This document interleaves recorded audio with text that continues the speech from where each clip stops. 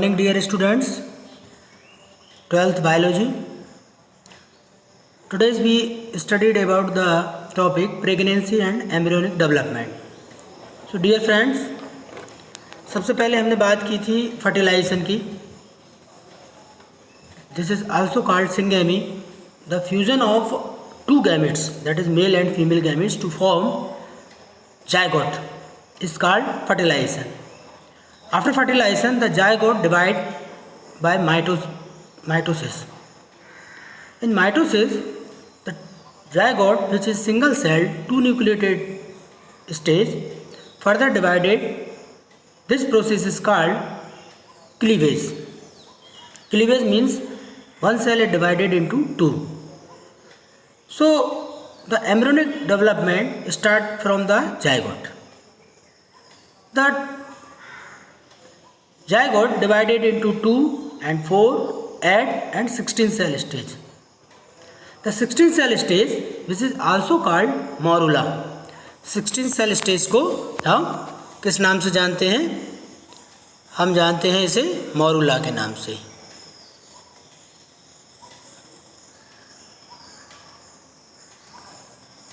ठीक है, morula that means 16 cell stage ये रहेगी. इसके बाद 32 सेल स्टेज आएगी, इसको हम ब्लास्टूला कहते हैं. ब्लास्टूला के बाद जो स्टेज है उसको हम गैस्ट्रूला कहते हैं. 64 सेल स्टेज है गैस्ट्रूला.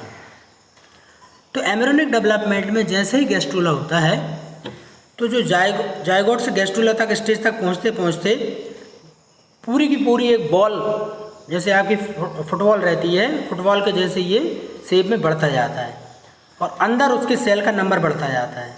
ठीक है, अंदर सेल का नंबर बढ़ने के बाद फिर एक कैविटी डेवलप हो जाती है बीचों बीच. This cavity is called blastocyst. और ये ब्लास्टोसिस्ट जो है वो ब्लास्टूला स्टेज की पहचान. दो cell which is divided to form blastula are called blastomere.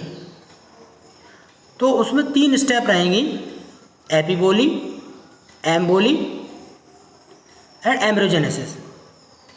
That means called invagination. तो एपिबोली दैट मीन्स बाहर की सेल फर्दर डिवाइडेड होती जाएंगी. डिवाइडिंग सेल को हम ट्रोफोब्लास्ट कहते हैं. क्या कहते हैं? डिवाइडिंग सेल को ट्रोफोब्लास्ट कहलाते हैं. यहाँ पे देखिए, यहाँ पर ये ट्रोफोब्लास्ट के बारे में दिया हुआ है. और ये दूसरा जो इनर सेल मास है that is called inner cell mass और इनर सेल. तो बाहर की जो सेल डिवाइड होंगी और आगे एक लेयर बना लेंगी दैट इज कॉल्ड एपिबोली. अंदर की सेल जब डिवाइड होंगी तो वो कहलाएंगी एम्बोली. और उसके बाद पूरा का पूरा ये सेल ऐसा कन्वर्ट होके अपर साइड जो है वो अंदर हो जाती है बाहर वाली, और अंदर वाली सेल बाहर. इस तरह से इसको हम इनवेजिनेशन कहते हैं, यानी इस तरह का मूवमेंट होगा, इनवेजिनेशन. इससे 3 लेयर स्टेज बन जाती है. This 3 layer stage is called 3 germinal layer: ectoderm, mesoderm and endoderm. Ectoderm से जो हमारा ब्रेन है, न्यूरॉन है, outer most epidermis that means skin का आउटर मोस्ट लेयर, इनका निर्माण होता है. जो मेसोडर्म है, मेसोडर्म के द्वारा हमारी muscles, blood, bones and other connective tissue which is form from mesoderm. और जो तीसरी लेयर है जिसे हम क्या कहते हैं? एंडोडर्म. एंडोडर्म के द्वारा हमारी कंप्लीट एलिमेंट्री कैनाल का फॉर्मेशन होता है. एलिमेंट्री कैनाल में आपके कुछ लीवर हैं, किडनी हैं, पैंक्रियाज है, स्टमक है, इसोफेगस है, स्मॉल एंड लार्ज इंटेस्टाइन है. The all are form from endodermis. तो इस तरह से इम्प्लांटेशन से लेकर और एम्ब्रियो फॉर्मेशन तक हो जाता है. For the development of the baby, baby nourished from the blood of the mother. So there is a connective tissue, there is a connection which is also called placenta. Placenta connect baby with mother. Placenta get nutrients, oxygen and other important material required for development from the mother's blood.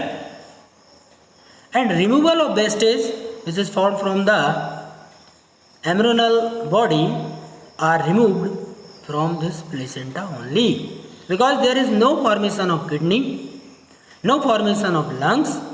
So embryo is totally depend on the mother blood. तो ये placenta क्या क्या काम करता है, ये placenta के functions भी हमको याद रहते हैं, याद रखना चाहिए. और इसके बाद हम बात करेंगे कि ये जो इम्प्लांटेशन के बाद किस तरह से ये प्लेसेंटा फॉर्मेशन होता है. तो मदर का टिश्यू प्लस बेबी का टिश्यू, ये दोनों मिलकर ये फोल्डेड लाइक स्ट्रक्चर रहते हैं और ये फोल्डेड स्ट्रक्चर कहलाते हैं विलाई. इस तरह से ज्वाइंट हो जाते हैं. तो क्वेश्चन आएगा कि प्लेसेंटा बना होता है only mother, only baby, both tissue of mother and baby. तो दोनों के टिश्यू आपस में मिलकर इस तरह से ये एम्ब्रियोनिक विलाई जो है आपस में मिल जाती हैं और ये प्लेसेंटा का फॉर्मेशन होता है. ठीक है. इसके बाद placenta also act as an endocrine gland. Placenta से कुछ हार्मोन भी रिलीज होते हैं, that is called HCG, human chorionic gonadotropin hormone, human placental lactogen hormone, that is called HPL, oestrogen and progesterone. ये सब के सब हार्मोन बेबी के डेवलपमेंट में मदद करते हैं. मदर प्रेग्नेंट है या नहीं इसके बारे में पता लगाने के लिए जो यूरिन टेस्ट किया जाता है, वो यूरिन टेस्ट ये प्लेसेंटा के द्वारा निकलने वाले हार्मोन HCG के द्वारा ही पता चलता है. क्योंकि यदि यूरिन में HCG प्रेजेंट है, दैट मीन्स प्लेसेंटा फॉर्मेशन हो चुका है, दैट मीन्स जो लेडी है शी इज़ प्रेग्नेंट. ओके.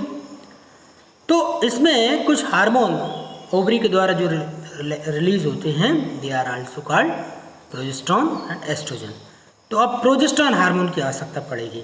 तो प्रोजेस्टेरोन एक तरफ ओवरी से भी मिल रहा है, एक तरफ प्लेसेंटा भी प्रोजेस्टेरोन सिक्रेट करता है. Progesterone is called pregnancy hormone. Pregnancy को बनाए रखने के लिए हमको प्रोजेस्टेरोन हार्मोन की आवश्यकता पड़ती है. At the end of the 9 month और एम्ब्रियोजेनेसिस, 9 मंथ कंप्लीट होने के बाद ओवरी से एक हार्मोन रिलीज होता है, that is called relaxin. Relaxin hormone baby के पार्चुरेशन में, that means the delivery of the baby is called parturition. Parturition में बहुत मदद करता है. तो दो चीज़ें आती हैं, एक है फीटस और एक टर्म है एम्ब्रियो. तो फीटस कब तक है? जब तक प्लेसेंटा फॉर्मेशन नहीं हुआ, the developing zygote is called foetus. And after the development of placenta, the fetus is turned into embryo. तो जायगोट बना, जायगोट से फीटस बना, फीटस से एम्ब्रियो बना और पूरे 9 मंथ में कंप्लीट डेवलपमेंट होने के बाद through the process of parturition delivery हो जाती है.